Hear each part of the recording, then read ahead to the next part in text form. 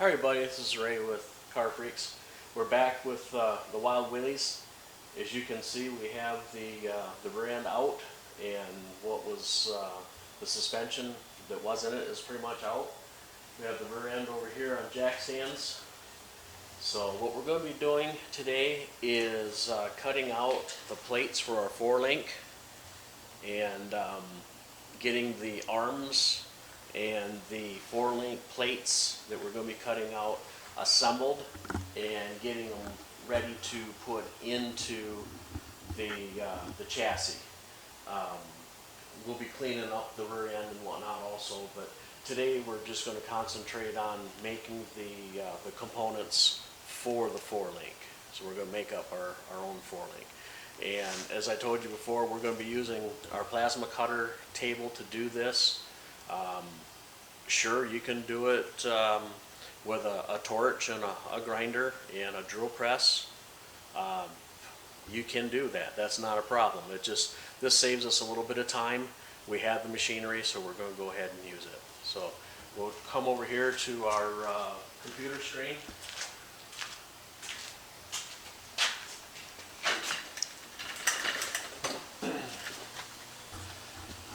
As you can already see, I have it drawn up on the computer.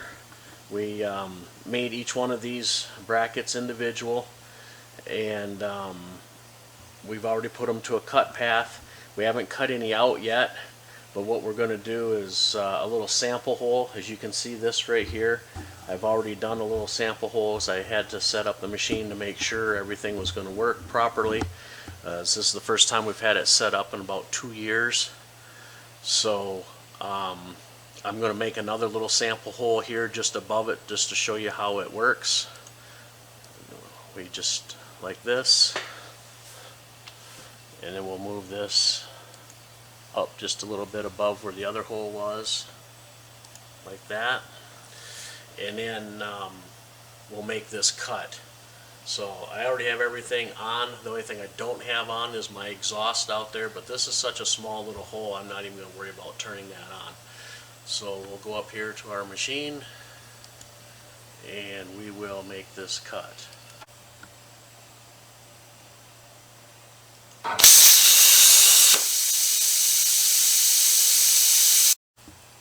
Okay, as you can see, we have 2 holes here cut now. So what we're going to do is we're going to come back over here to our computer, and I'm going to bring one of the brackets over and put it on the screen, and then we will be cutting this out.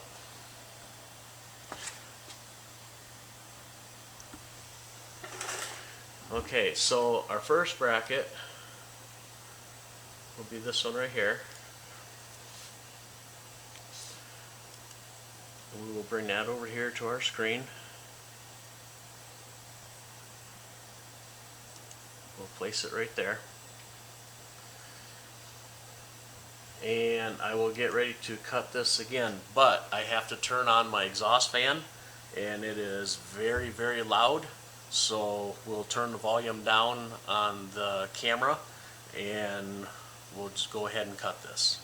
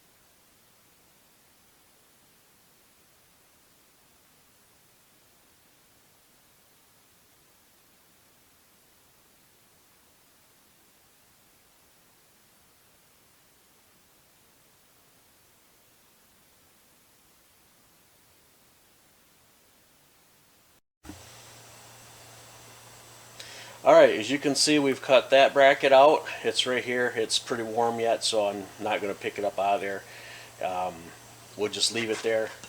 And what we will do now is bring our next bracket over.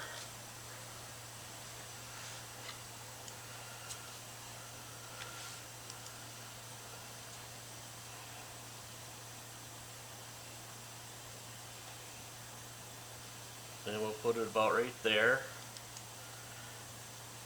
And we will get ready to cut that out. Again, I'm going to turn on my exhaust, so we'll shut the volume down. I'll be right back.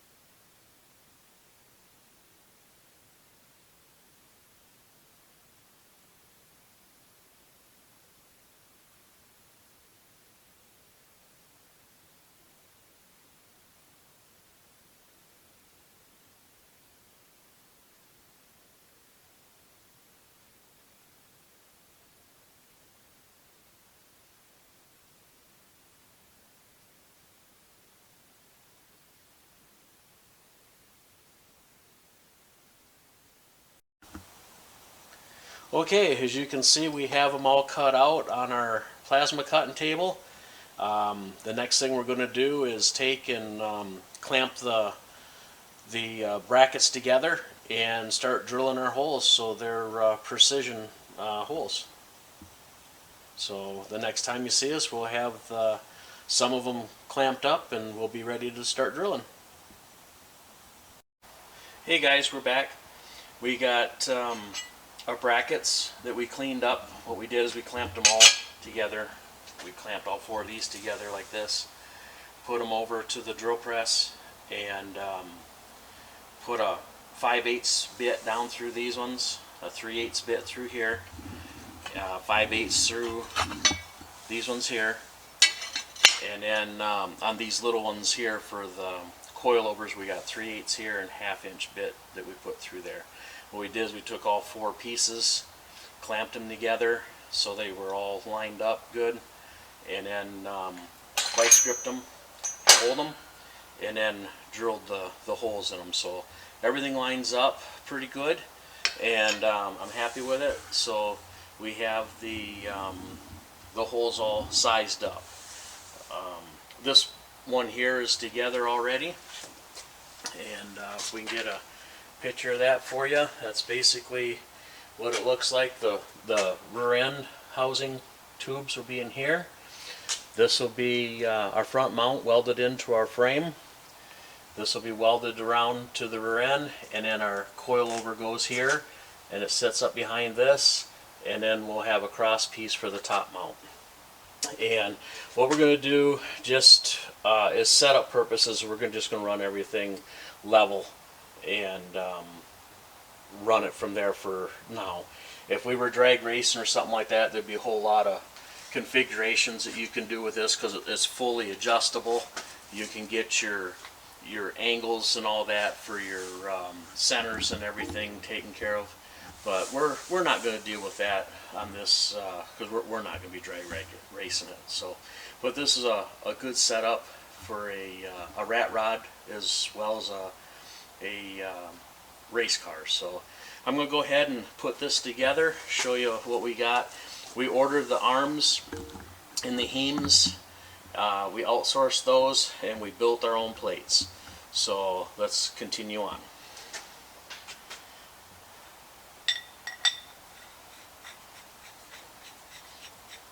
Yeah, these hems are both right-handed and left-handed. That way, whenever you get them in, all you have to do is clamp something on here or physically grab onto it. Depends on how well they rotate, and you can turn them one way, which will make them go out. You go the other way, and it'll make them go in. So that's why we used right hands on one end and left-handed on the other end.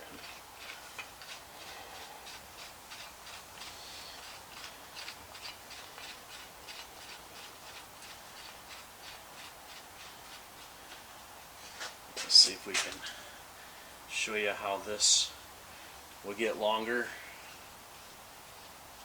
See the separation between the nuts are getting larger. So this way will make them longer.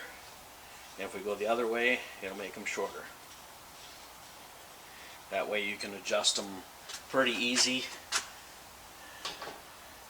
If you were to go to a racetrack with this setup, you can adjust them with the racetrack very, very fast also. So we get some of our 5/8 bolts here, and we'll start putting this thing together. We got these little cone-shaped spacers that we're putting in here. That allows a little bit more. I'm already starting to put it together backwards. There we go. That will allow it to have a little more movement in here. You can see it, not so much like this, but if we have a little bit and it's not lined up perfectly, it's okay. Ideally, you want your hems sitting straight up and down like that. But what that does, it keeps them further away from your plate like that. So if you have to bring this nut back a little bit closer, it gives you just a little bit more room. So you don't have to use them, but I do like using them, so we're going to use them.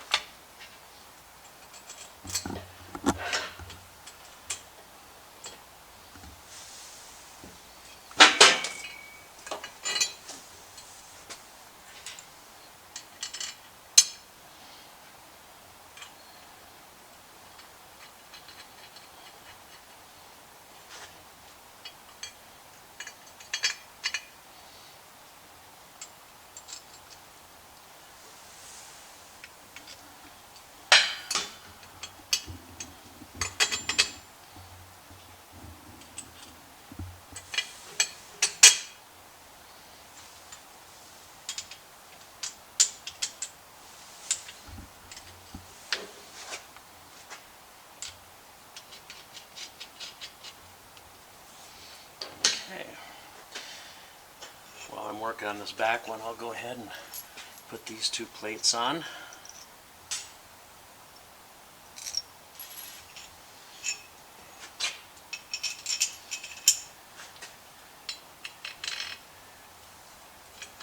See how nice they go together.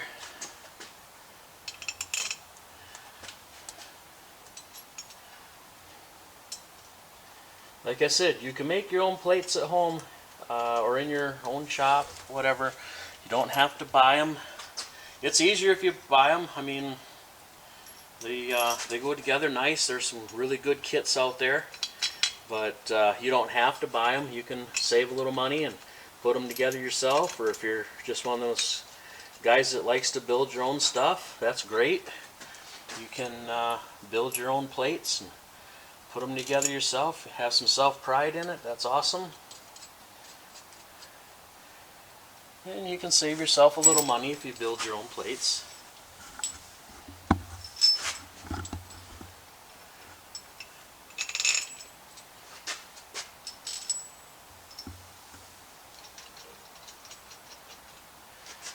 Okay, I'm just going to grab a little piece of angle iron here to set that up on so it doesn't fall over as easily. There we go.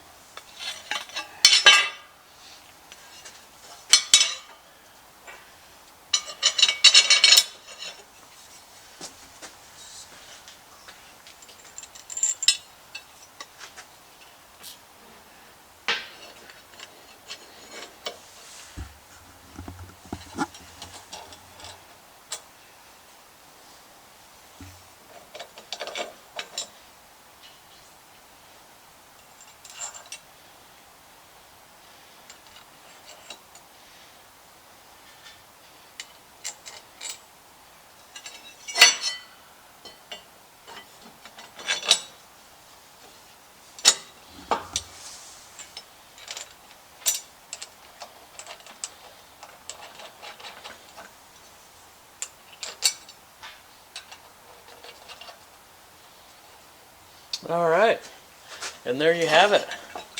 It's ready to go in the car. Obviously it needs to be tightened up yet, but we won't have to worry about doing that until we get everything mocked up in the car.